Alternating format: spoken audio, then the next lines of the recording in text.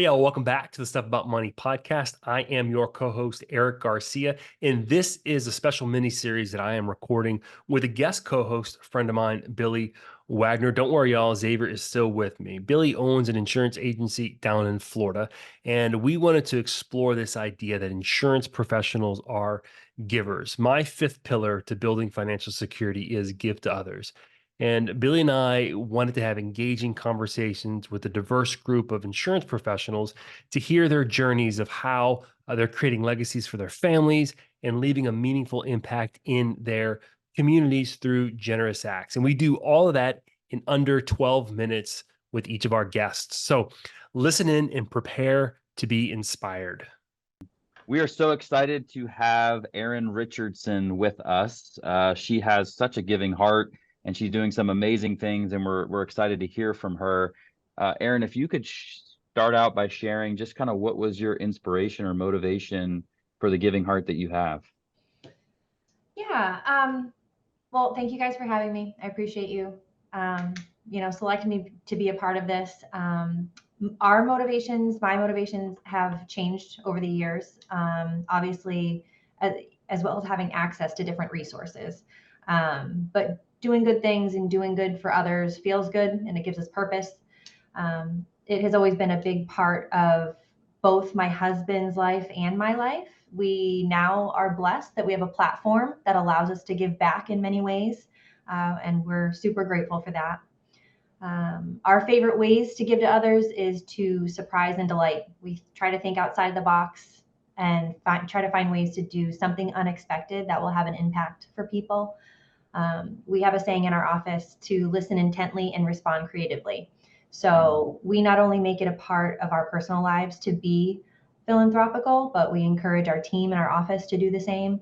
So we give them access to our resources, and we allow them to make an impact in someone else's life as they see fit and when they find an opportunity. Can you share that again, Erin? Yeah, Listen I was going to ask, intently. like, you need to say that again because I didn't have Listen time to write it down. intently. And respond creatively. Yes. Because it's like the things that are unexpected, the creative. That's what I love about you and Mike is that you guys are so creative and unique that you do that. You live into that purpose already. So I love you sharing that. That's really cool. So could you just kind of like tease out a little bit more for us? Like you talk about like just it being purposeful. Like what is it about it that's purposeful for you, if you don't mind sharing? Sure. So some of the things we talk about in our office specifically is we encourage our team when you're having a conversation with somebody and you hear that they're having a hard day, or maybe they just had an animal that passed or a family member that passed, or maybe it's something exciting. They're excited because something's going on in one of their kids' lives or something. So just then thinking of what's a fun way that or a thoughtful way that we could respond to that. We give them the autonomy within the office to say, okay, you have access to X amount from us per month, that if you come across situations with clients, you have the freedom to respond and do it in a way that you think is fitting. So financially, they have access like a small budget to meet the need of somebody. Yep. I love that. Love that. One of the things that strikes me about what you shared is, and goes to that quote, that listening intently, that you're almost, not almost, you're encouraging a spirit of listening, of almost elevating people's needs above your own. Not necessarily reducing your need, but you're just elevating the needs of others. Is that kind of the culture of the office? Yeah, and you're deepening the relationship. So as you're having conversations with people, sometimes they're going to mention something that they may not even think twice about, but we're grooming our people, and we do ourselves to listen to the details that we're being told that we wouldn't otherwise know.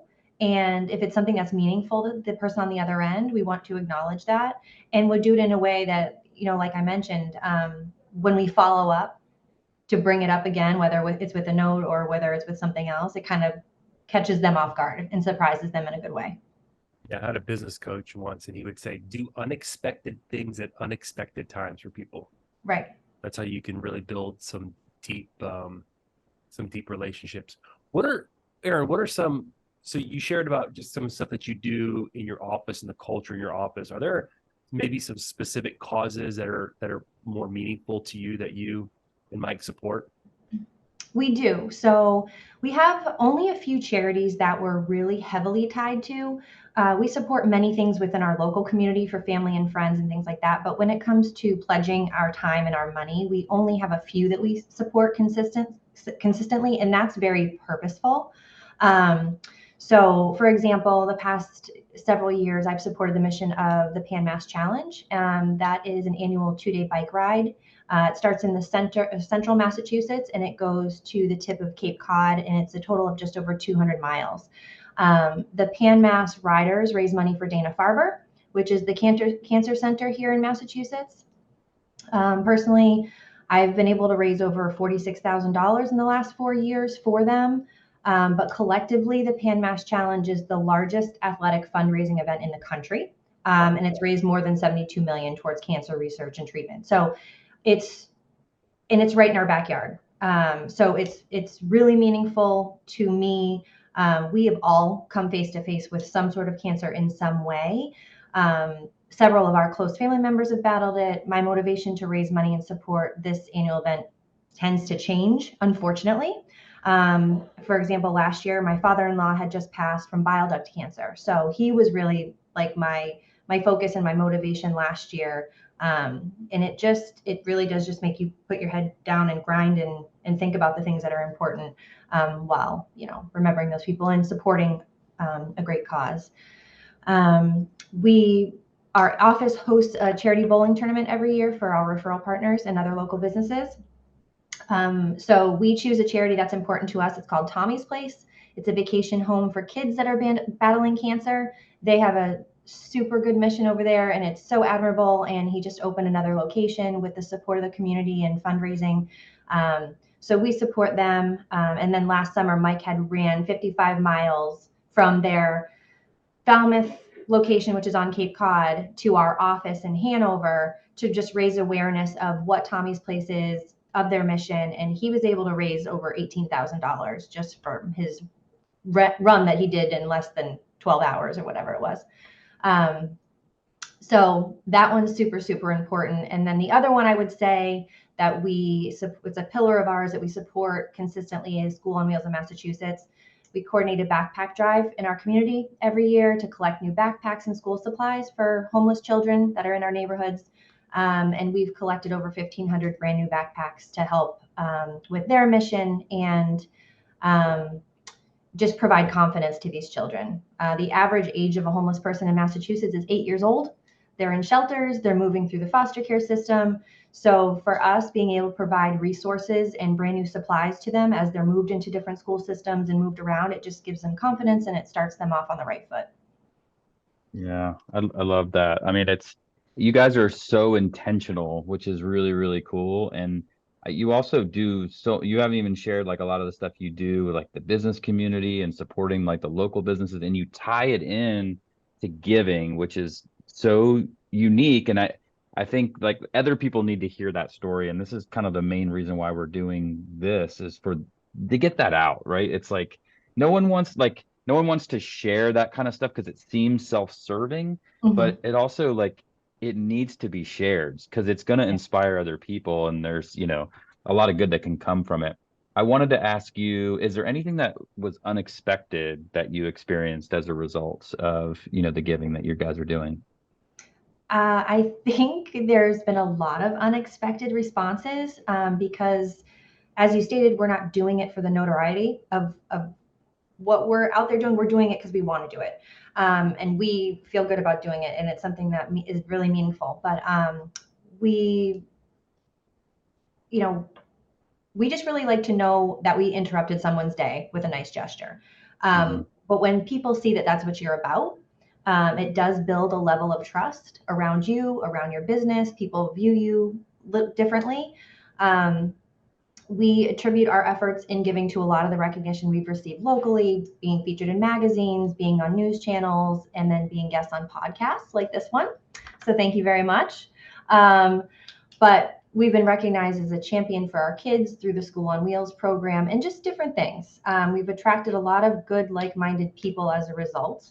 And I think that's the biggest thing is when other people see your mission and they connect with it, they support what you are supporting because they're able to connect emotionally with it. Yeah, I love again, I'm going to say it again for a second time because I think it's so important, is you seem to just be cognizant of the needs of others around you. And I think that's so important, is to be able to stop long enough to consider what does my community need? What does this person right now, and I love what you do with your staff, what does this person right now that you're interacting with need? Yeah. You can meet that need, and there's only one way to do it, is to listen, and to elevate them above you. So that's wonderful. Is there any advice that you would give to, so this is, a bunch of insurance professionals are going to be hearing this, and then also my other listeners on my podcast, Stuff About Money, are going to be listening to this. And I think generally I have found, okay, not everyone is very involved in giving, or they're not all writing big checks, but I have found that giving is a universal value for the most part across culture, demographic, but sometimes not everyone has engaged that kind of inner sense of, yeah, there's something cool about that. What advice would you give to someone who's unsure kind of how to start?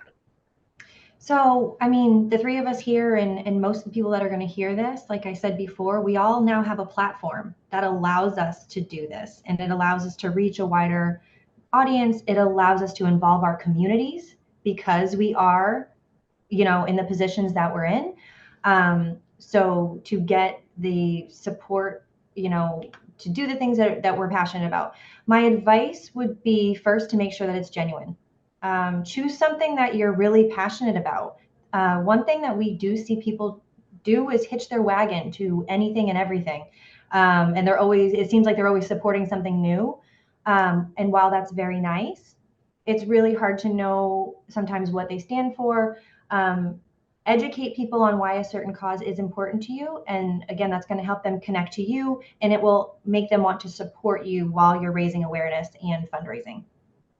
I love it. Genuine, be authentic. People can read BS, right? Right. They can see right through it. Yes, they can. Erin, thank you for taking time. I mean, golly, I have a lot. I feel like 15 minutes is not nearly enough to capture all that y'all are doing. So well, I can come back in an hour. I mean, on the hour. You tell me. Maybe we'll have you on the Stuff About Money podcast, and we can hear more about it. But you were someone who we had heard about, or I think Billy might have been, knows about all that y'all are involved in. So we had to have you as part of this series. So thank you, and thank you. Mike for all his work. 55 miles, golly, my knees just hurt thinking about that. I have a friend who walked 440. He does it every year, 444 miles. That's the Natchez Trace to raise awareness for autism. Amazing. Every year, 444 miles. He gives up an entire month. So, Erin, amazing. Thanks again for joining us. Yeah, and I would just say one last thing to end is, the motivation comes from a bunch of different ways, but you guys have purpose in your organization, and you and Mike together have purpose because you've thought about things. You've figured out what's genuine to you guys, and what you said is you are attracting those same people that are like you in your team and in your clients and your community. So I just, hats off to you, and thank you for sharing your story. It was awesome. Thank you, Billy. All right. Thanks again. Take care. Take care. Bye. See ya.